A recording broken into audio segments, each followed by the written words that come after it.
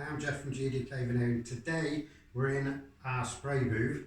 In the spray booth we've got a Jaguar Mark II set that has all been broken, glued, re-veneered, and now it's been primed with a tropical wood seal. And you can see that it's all, we put them on sticks, so that allows us then for when we're spraying we can get round all the edges to make it all the coverage so it's all even. This is ready for a polyester lacquer tomorrow. Thank you very much for watching. I'll just show you a couple of things on the shelf very quickly.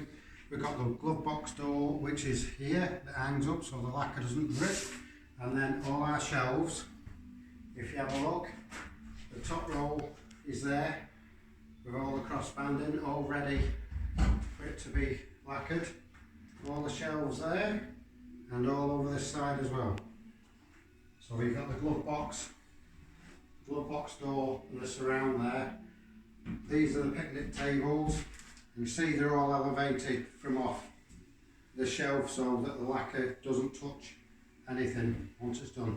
I'm Jed from GDK Veneering. Like I said, please click like, share and tell your friends and follow us on YouTube. Bye bye.